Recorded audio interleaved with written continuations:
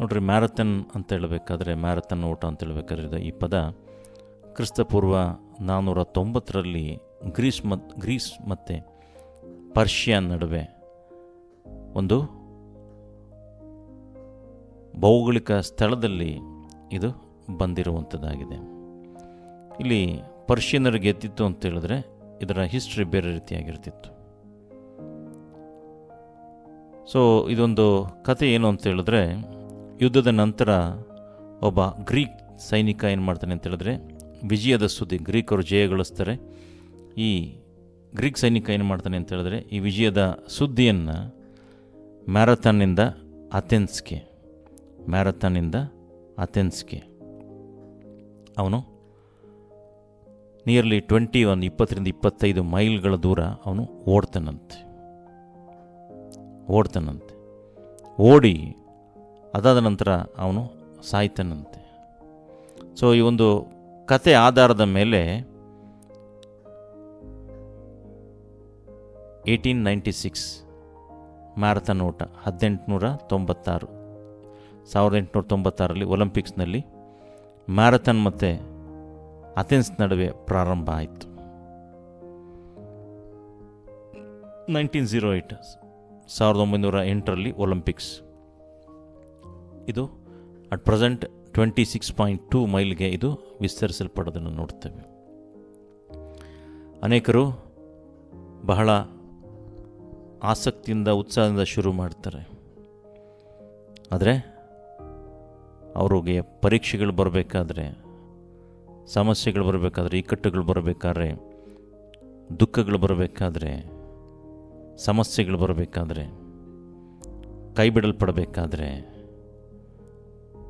ಅನೇಕರು ಏನು ಮಾಡ್ತಾರೆ ಅಂತ ಹೇಳಿದ್ರೆ ತಮ್ಮ ಓಟವನ್ನು ನಿಲ್ಲಿಸ್ಬಿಡ್ತಾರೆ.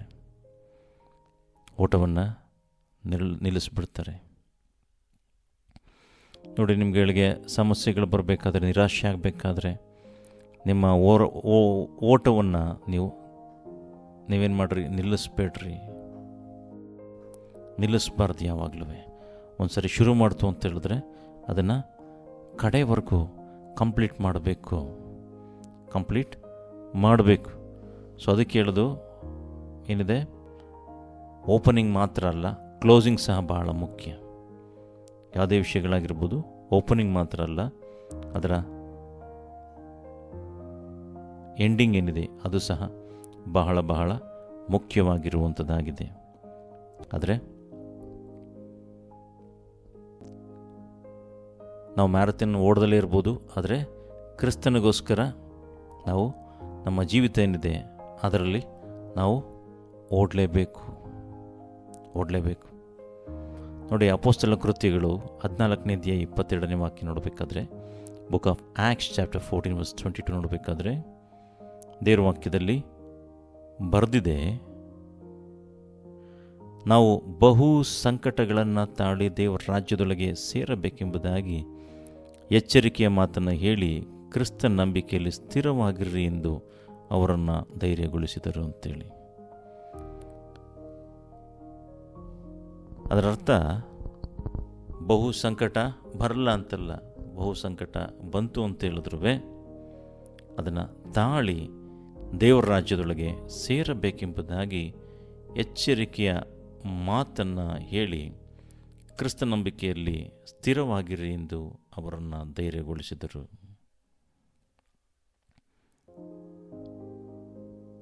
ಸೊ ಅದಕ್ಕೋಸ್ಕರನೇ ಪೌಲ ಈ ರೀತಿಯಾಗಿ ಅವನು ಬಹು ಸಂಕಟಗಳನ್ನು ತಾಳ್ಕೊಂಡು ಅವನು ಹೇಳುವಂಥ ಮಾತು, ಇದನ್ನೆಲ್ಲವನ್ನು ನೋಡಿ ನನ್ನ ಓಟವನ್ನು ನಾನು ಮುಗಿಸಿದ್ದೇನೆ ಅಂತ ಹೇಳ್ತಾನೆ.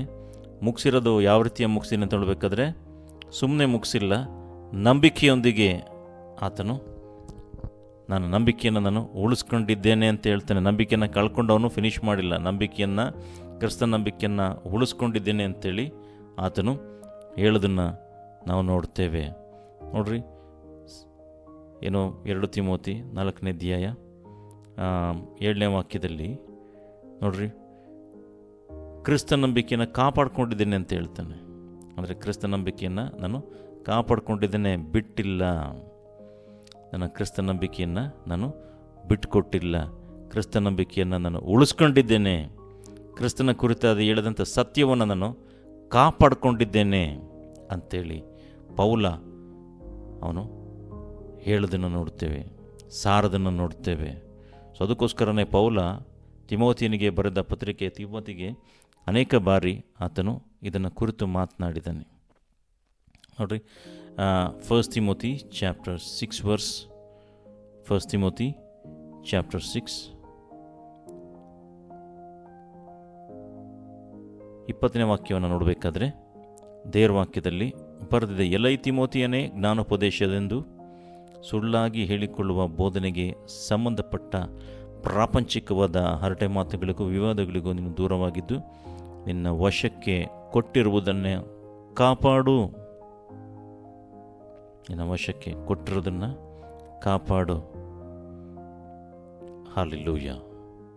ಅದು ಮಾತ್ರವಲ್ಲ, 2 Timothy chapter 1 2 ತಿಮೋತಿ 1ನೇ ಅಧ್ಯಾಯ 12 ಮತ್ತು 14ನೇ ವಾಕ್ಯದಲ್ಲಿ ನೋಡಬೇಕಾದ್ರೆ ದೇವರ ವಾಕ್ಯದಲ್ಲಿ ಬರೆದಿದೆ, ಇದರ ನಿಮಿತ್ತದಿಂದಲೇ ಈ ಶ್ರಮೆಗಳನ್ನು ಅನುಭವಿಸುತ್ತಾ ಇದ್ದೇನೆ, ಆದರೂ ನಾನು ನಾಚಿಕೆ ಪಡುವುದಿಲ್ಲ.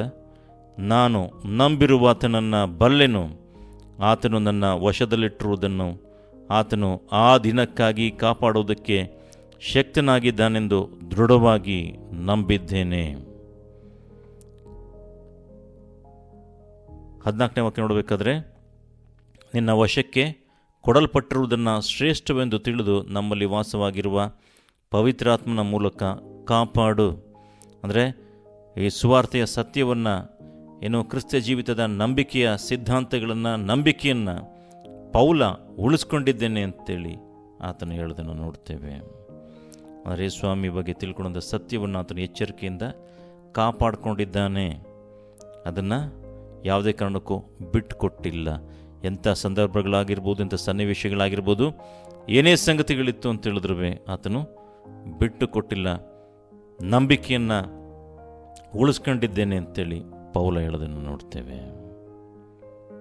ಹಾಲೆಲೂಯ.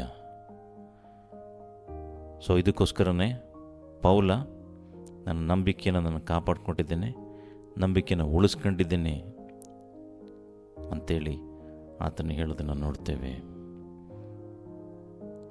ನೋಡಿ, ಅನೇಕ ಹೋರಾಟಗಳನ್ನು ಆತನು ಮಾಡ್ದ. ಏನು ಜನಗಳೊಂದಿಗೆ ಇರ್ಬೋದು, ಏಟುಗಳನ್ನು ತಿಂದ, ಕಲ್ಲಿಂದ ಹೊಡೆದ್ರು, ಹಡಗು ನಷ್ಟ ಆಯಿತು, ಆ ನೀರಿನಲ್ಲೇ ಅವನು ರಾತ್ರಿಯೆಲ್ಲ ಕಳೆಯೋದನ್ನು ನೋಡ್ತೇವೆ. ಆತನನ್ನು ಅವಮಾನಪಡಿಸೋದನ್ನು ನೋಡ್ತೇವೆ. ಆತನಿಗೆ ಜನಗಳು ಆತನ ವಿರುದ್ಧವಾಗಿ ಹೋರಾಡೋದನ್ನು ನೋಡ್ತೇವೆ.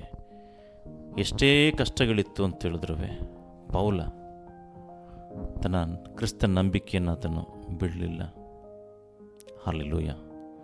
ಎಂಥ ಶ್ರೇಷ್ಠ ವ್ಯಕ್ತಿಯಾಗಿದ್ದಾನೆ ಅಂತೇಳಿ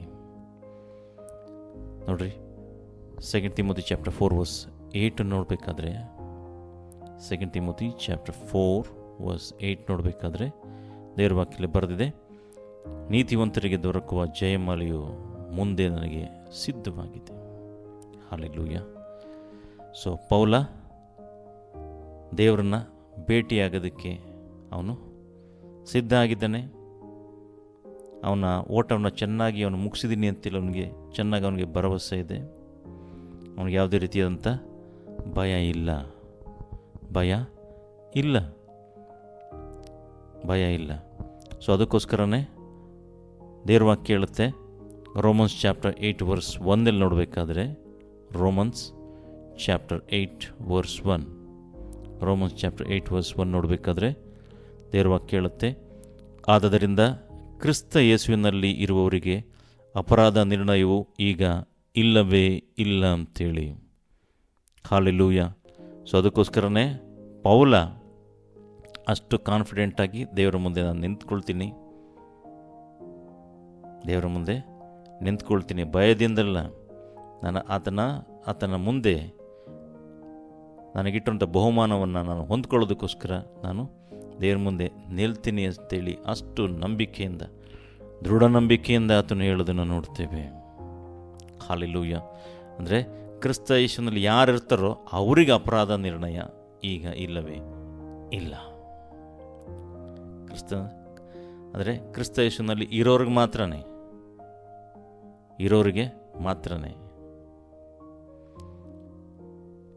ಯೋಹಾನ ಬರೆದ ಸುವಾರ್ತೆ 5ನೇ ಅಧ್ಯಾಯ 24ನೇ ವಾಕ್ಯ ನೋಡಬೇಕಾದ್ರೆ, book of John chapter 5 verse 24 ನೋಡಬೇಕಾದ್ರೆ, book of John chapter 5 verse 24 ನೋಡಬೇಕಾದ್ರೆ ದೇವ್ರ ವಾಕ್ಯದಲ್ಲಿ ಬರೆದಿದೆ, ನಿಮಗೆ ನಿಜ ನಿಜವಾಗಿ ಹೇಳ್ತೇನೆ, ನನ್ನ ವಾಕ್ಯವನ್ನು ಕೇಳಿ ನನ್ನನ್ನು ಕಳುಹಿಸಿದಾತನನ್ನು ನಂಬುವವನು ನಿತ್ಯ ಜೀವವನ್ನು ಹೊಂದಿದ್ದಾನೆ, ಅವನು ತೀರ್ಪಿಗೆ ಗುರಿಯಾಗುವುದಿಲ್ಲ, ಮರಣದಿಂದ ಪಾರಾಗಿ ಜೀವಕ್ಕೆ ಸೇರಿದ್ದಾನೆ ಅಂತೇಳಿ.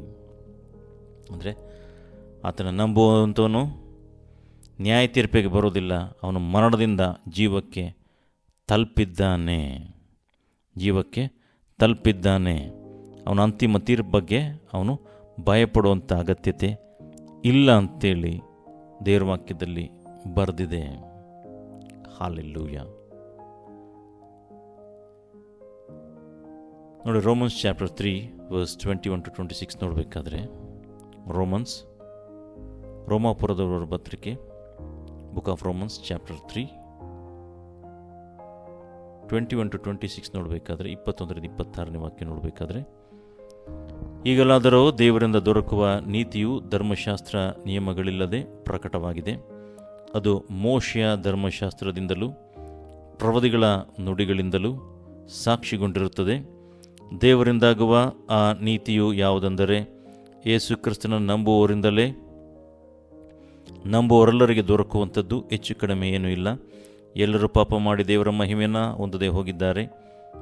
ಅವರು ನೀತಿವಂತರೆಂದು ನಿರ್ಣಯ ಹೊಂದುವುದು ದೇವರ ಉಚಿತಾರ್ಥವಾದ ಕೃಪೆಯಿಂದಲೇ. ಕ್ರಿಸ್ತ ಯೇಸುವಿನಿಂದಾದ ಪಾಪ ವಿಮೋಚನೆಯ ಮೂಲಕವಾಗಿ ಆಗುವುದು. ಈತನು ತನ್ನ ರಕ್ತವನ್ನು ಸುರಿಸಿ ನಂಬಿಕೆ ಇದ್ದವರಿಗಾಗಿ ಕೃಪಾಧಾರವಾಗಬೇಕೆಂದು ದೇವರು ಈತನನ್ನು ಮುಂದಿಟ್ಟನು. ದೇವರು ಹಿಂದಿನ ಕಾಲದ ಪಾಪಗಳನ್ನು ದಂಡಿಸದೆ ಸಹಿಸಿಕೊಂಡಿರಲಾಗಿ ತನ್ನ ನೀತಿಯನ್ನು ಈಗಿನ ಕಾಲದಲ್ಲಿ ಹೀಗೆ ತೋರಿಸಿ, ತಾನು ನೀತಿ ಸ್ವರೂಪನಾಗಿಯೂ ಯೇಸುವಿನಲ್ಲಿ ನಂಬಿಕೆ ಇಡುವವರನ್ನು ನೀತಿವಂತರೆಂದು ನಿರ್ಣಯಿಸುವನಾಗಿಯೂ ಕಾಣಿಸಿಕೊಂಡಿದ್ದಾನೆ. ಹಲ್ಲೆಲೂಯಾ.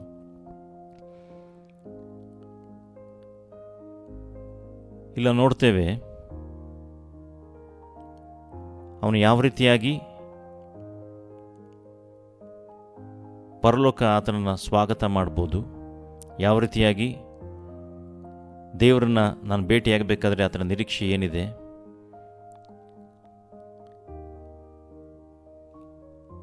ದೇವರು ಭೇಟಿಯಾದಾಗ ಯಾವ ರೀತಿ ಭೇಟಿಯಾಗ್ತಾರೆ ಅಂತೇಳಿ ಆತನು ಚೆನ್ನಾಗಿ ಅರಿತವನಾಗಿದ್ದ.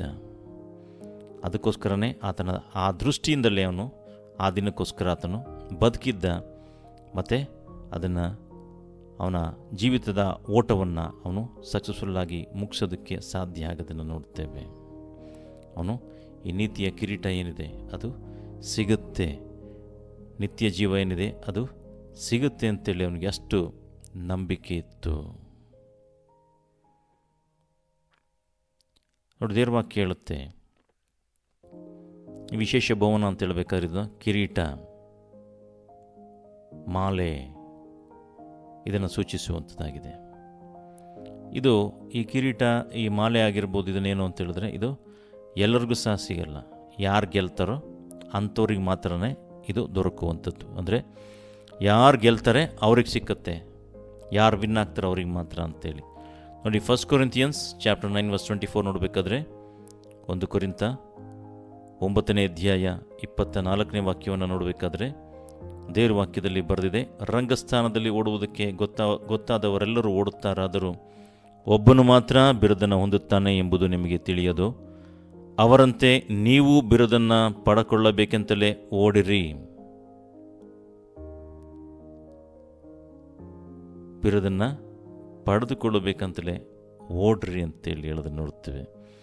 ನೋಡಿ, 2 ತಿಮೋತಿ ಚಾಪ್ಟರ್ 2 ವರ್ಸ್ 5 ನೋಡಬೇಕಾದ್ರೆ, 2 ತಿಮೋತಿ 2ನೇ ಅಧ್ಯಾಯ 5ನೇ ವಾಕ್ಯವನ್ನು ನೋಡಬೇಕಾದ್ರೆ ದೇವರ ವಾಕ್ಯದಲ್ಲಿ ಬರೆದಿದೆ, ಇದಲ್ಲದೆ ಯಾವನಾದರೂ ರಂಗಸ್ಥಳದಲ್ಲಿ ಎದುರಾಳಿಯೊಡನೆ ಹೋರಾಡುವಾಗ ನಿಯಮದ ಪ್ರಕಾರ ಹೋರಾಡದಿದ್ದರೆ ಅವನಿಗೆ ಜಯಮಾಲೆಯು ದೊರಕುವುದಿಲ್ಲ ಅಂತೇಳಿ ಹೇಳೋದನ್ನು ನೋಡ್ತೇವೆ. ಸೊ ಇದು ಏನು ರಕ್ಷಣೆ ಏನಿದೆ, ಇದು ದೇವರ ಉಚಿತಾರ್ಥವಾದ ಕೊಡುಗೆ. ದೇವರು ನಮ್ಮ ಸೇವೆಯನ್ನು ನೋಡಿ ನಮಗೆ ಪ್ರತಿಫಲವನ್ನು, ದೇವರಿಗೋಸ್ಕರ ನೀವೇನು ಮಾಡಿದಿರೋ ಅದನ್ನು ನೋಡಿ ದೇವರು ಪ್ರತಿಫಲವನ್ನು ನೀಡ್ತಾನೆ ಅಂತೇಳಿ ದೇವರ ವಾಕ್ಯ ನಮಗೆ ತಿಳಿಸುವಂಥದ್ದಾಗಿದೆ. ದೇವರ ವಾಕ್ಯದಲ್ಲಿ ಬರೆದಿದೆ. ಬುಕ್ ಆಫ್ ರೋಮನ್ಸ್ ಚಾಪ್ಟರ್ 14:10 ನೋಡಬೇಕಾದ್ರೆ ರೋಮ 14ನೇ ಅಧ್ಯಾಯ 10ನೇ ವಾಕ್ಯವನ್ನು ನೋಡುವಾಗ ದೇವರ ವಾಕ್ಯದಲ್ಲಿ ಬರೆದಿದೆ, ತಿನ್ನದವನೇ ನಿನ್ನ ಸಹೋದರನ ವಿಷಯವಾಗಿ ನೀನು ತೀರ್ಪು ಮಾಡುವುದೇನು? ತಿನ್ನುವವನೇ ನಿನ್ನ ಸಹೋದರನ ಈನೈಸುವುದೇನು? ನಾವೆಲ್ಲರೂ ದೇವರ ನ್ಯಾಯಸ್ಥಾನದ ಮುಂದೆ ದೇವರ ನ್ಯಾಯಾಸನದ ಮುಂದೆ ನಿಲ್ಲಬೇಕಲ್ಲ. ದೇವರ ನ್ಯಾಯಸ್ಥಾನದ ಮುಂದೆ ನಿಲ್ಲಬೇಕು ಅಂತೇಳಿ ಬರ್ತಿದೆ. ಅದೇ ಪ್ರಕಾರವಾಗಿ 2 ಕೊರಿಂಥಿಯನ್ಸ್ ಚಾಪ್ಟರ್ 5:10 ನೋಡಬೇಕಾದ್ರೆ 2 ಕೊರಿಂಥಿಯನ್ಸ್ ಚಾಪ್ಟರ್ 5:10 ನೋಡಬೇಕಾದ್ರೆ ದೇವರ ವಾಕ್ಯದಲ್ಲಿ ಬರೆದಿದೆ,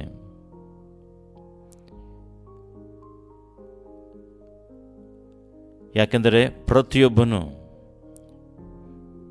ಪ್ರತಿಯೊಬ್ಬನು ತನ್ನ ದೇಹದ ಮೂಲಕ ನಡೆಸಿದ ಒಳ್ಳೆಯದಕ್ಕಾಗಲಿ ಕೆಟ್ಟದ್ದಕ್ಕಾಗಲಿ ಸರಿಯಾಗಿ ಪ್ರತಿಫಲವನ್ನು ಹೊಂದುವುದಕ್ಕೋಸ್ಕರ ನಾವೆಲ್ಲರೂ ಕ್ರಿಸ್ತನ ನ್ಯಾಯಾಸನದ ಮುಂದೆ ಯಥಾಸ್ಥಿತಿಯಲ್ಲಿ ಕಾಣಿಸ್ಕೊಳ್ಬೇಕು ಅಂತೇಳಿ ದೇವರ ವಾಕ್ಯದಲ್ಲಿ ಬರೆದಿದೆ. ಹಾಲೆಲೂಯಾ. ಸೊ ಪ್ರತಿ ವಿಶ್ವಾಸಿಗಳಿಗೂ ಸಹ ಏನಾಗಿದೆ, ಇದು ಭಿನ್ನವಾಗಿರುವಂಥದ್ದಾಗಿದೆ. ನೀ ಯಾವ ರೀತಿಯಾಗಿ ನಿನ್ನ ದೇಹದ ಮೂಲಕ ನಡೆಸಿದ ಒಳ್ಳೆಯದಿರ್ಬೋದು ಕೆಟ್ಟದ್ದಕ್ಕಾಗಲಿ ಸರಿಯಾಗಿ ಪ್ರತಿಫಲ ಒಂದಕ್ಕೋಸ್ಕರ ನಾವೆಲ್ಲ ಕ್ರಿಸ್ತನ ನ್ಯಾಯಾಸನ ಮುಂದೆ ಯಥಾಸ್ಥಿತಿಯಲ್ಲಿ ಕಾಣಿಸ್ಕೊಳ್ಬೇಕು ಅಂತೇಳಿ ದೇವರ ವಾಕ್ಯದಲ್ಲಿ ಬರೆದಿದೆ. 1 Corinthians ಚಾಪ್ಟರ್ 3 ವರ್ಸ್ 10-15 ನೋಡಬೇಕಾದ್ರೆ ದೇವರ ವಾಕ್ಯದಲ್ಲಿ ಬರೆದಿದೆ, ದೇವರು ನನಗೆ ಕೃಪೆಯಿಂದ ಒಪ್ಪಿಸಿದ ಕೆಲಸವನ್ನು ನಡೆಸಿ ನಾನು ಪ್ರವೀಣ ಶಿಲ್ಪಿಯಂತೆ ಅಸ್ಥಿವಾರ ಹಾಕಿದೆನು. ಮತ್ತೊಬ್ಬನು ಅದರ ಮೇಲೆ ಕಟ್ಟುತ್ತಾನೆ, ಪ್ರತಿಯೊಬ್ಬನು ತಾನು ಅದರ ಮೇಲೆ ಎಂತೆಂಥದ್ದನ್ನು ಕಟ್ಟುತ್ತಾನೋ ಎಚ್ಚರಿಕೆಯಾಗಿರಬೇಕು. ಹಾಕಿರುವ ಅಸ್ಥಿವಾರವು ಯೇಸು ಕ್ರಿಸ್ತನೇ. ಆ ಅಸ್ಥಿವಾರವನ್ನಲ್ಲದೆ ಮತ್ತೊಂದು ಅಸ್ಥಿವಾರವನ್ನು ಯಾರೂ ಹಾಕಲಾರರಷ್ಟೇ.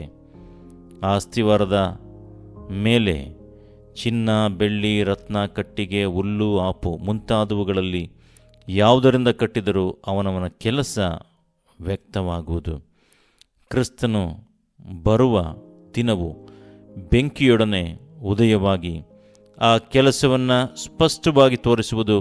ಅವನವನ ಕೆಲಸವಂಥದ್ದು ಆ ಬೆಂಕಿ ಶೋಧಿಸುವುದು.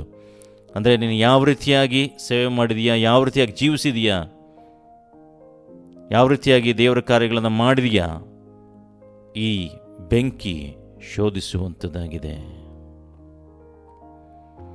ಒಬ್ಬನು ಆ ಅಸ್ಥಿವಾರದ ಮೇಲೆ ಕಟ್ಟಿದ್ದು ಉಳಿದರೆ ಅವನಿಗೆ ಸಂಬಳ ಬರುತ್ತೆ. ಹಾಗಾಗಿ ನೀನು ಯಾವ ಅಸ್ಥಿವಾರದ ಮೇಲೆ ಕಟ್ಟಿದೆಯಾ, ನೀನು ಕಟ್ಟಿದ್ದು ಉಳಿದ್ರೆ ಅವನಿಗೆ ಸಂಬಳ ಬರುತ್ತೆ. ಒಬ್ಬನು ಕಟ್ಟಿದ್ದು ಸುಟ್ಟು ಹೋದರೆ ಅವನಿಗೆ ಸಂಬಳವು ನಷ್ಟವಾಗುವುದು. ತಾನಾದರೂ ರಕ್ಷಣೆ ಹೊಂದುವನು, ಆದರೆ ಬೆಂಕಿಯೊಳಗಿಂದ ತಪ್ಪಿಸಿಕೊಂಡವನ ಆಗಿರುವನು ಅಂತೇಳಿ. ಅಂದರೆ ತಮ್ಮ ನಾವು ಯಾವ ರೀತಿಯ ಕಾರ್ಯಗಳ ಮಾಡ್ತಾರೆ ಪ್ರತಿಫಲವನ್ನು ದೇವರು ಕೊಡ್ತಾರೆ. ನೀನು ಯಾವುದ್ರ ಮೇಲೆ ಕಟ್ಟಿದೆಯಾ, ಯಾವ ರೀತಿ ಕಟ್ಟಿದೆಯಾ, ಬಹಳ ಬಹಳ ಮುಖ್ಯ. ನೋಡ್ರಿ, ಯಾಕೋಬನ ಪತ್ರಿಕೆಯಲ್ಲಿ 1ನೇ ಅಧ್ಯಾಯ 12ನೇ ವಾಕ್ಯ ಹೇಳುವಂಥದ್ದಾಗಿದೆ. ಬುಕ್ ಆಫ್ ಜೇಮ್ಸ್ ಚಾಪ್ಟರ್, ಯಾಕೋಬನ ಪತ್ರಿಕೆ 1ನೇ ಅಧ್ಯಾಯ 12ನೇ ವಾಕ್ಯದಲ್ಲಿ ಬರೆದಿದೆ, ಕಷ್ಟವನ್ನು ಸಹಿಸಿಕೊಳ್ಳುವನು ಧನ್ಯನು, ಅವನು ಪರಿಶೋಧನಾದ ಮೇಲೆ ಜೀವವೆಂಬ ಜಯಮಾಲೆಯನ್ನು ಹೊಂದುವನು. ಸ್ವಾಮಿಯು ತನ್ನನ್ನು ಪ್ರೀತಿಸುವವರಿಗೆ ಇದನ್ನು ವಾಗ್ದಾನ ಮಾಡಿದ್ದಾನೆ ಅಂತೇಳಿ. ಹಾಲೆಲೂಯ. ಪೌಲ ಸ್ಪಷ್ಟವಾಗಿ ಹೇಳಿದ್ದಾನೆ. ಅವನು ಹೇಳ್ತಾ ಇರೋಂಥ ಅರ್ಥ, ಅವನು ಚೆನ್ನಾಗಿ ಗೊತ್ತು ಅವನ ಜೀವಿತ ಯಾವ ರೀತಿಯಾಗಿ ಶುರುವಾಯಿತು, ಯಾವ ರೀತಿಯಾಗಿ ನಡೆದ, ಅವನು ಯಾವ ರೀತಿಯಾಗಿ ಆತನ ಜೀವಿತ ಕೊನೆ ಆಯಿತು ಅಂತೇಳಿ ನಾವು ನೋಡ್ತೇವೆ. ಹಲ್ಲೆಲೂಯಾ. ದೇವರ ವಾಕ್ಯ ಹೇಳುವಂಥದ್ದಾಗಿದೆ, ಪೌಲನನ್ನು ಬೈಬಲ್ನಲ್ಲಿ ಅದು ರೆಕಾರ್ಡ್ ಇಲ್ಲ, ಬೈಬಲ್ನಲ್ಲಿ ಅದು ರೆಕಾರ್ಡ್ ಇಲ್ಲ.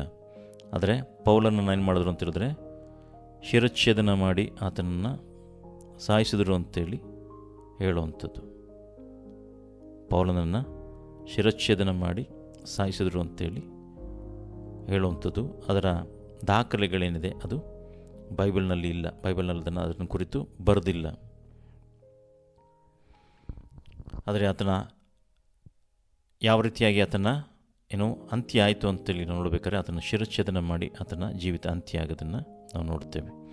ಅದಕ್ಕಿಂತ ಮುಂಚೆನೇ ಅವನು ಏನೋ ನೀರೋ ಚಕ್ರವರ್ತಿಯ ಮುಂದೆ ಆತನು ನಿಲ್ಲಬೇಕಾದ್ರೆ, ಅವನು ನೀರೋ ಚಕ್ರವರ್ತಿಯ ಮುಂದೆ ನಿಲ್ಲಬೇಕಾದ್ರೆ ಅವನು ಸ್ಪಷ್ಟವಾಗಿ ಅವನಿಗೆ ಗೊತ್ತಿರುತ್ತೆ ಅವನು ಯಾವ ರೀತಿಯಾಗಿ ಅವನ ಜೀವಿತ ಎಲ್ಲಿ ನಿಲ್ಲುವಂಥದ್ದಾಗಿದೆ, ಯಾವ ರೀತಿಯಾಗಿ ಎಂಡಾಗುತ್ತೆ ಅಂತೇಳಿ ಅವನಿಗೆ ಚೆನ್ನಾಗಿ ಗೊತ್ತಿದೆ.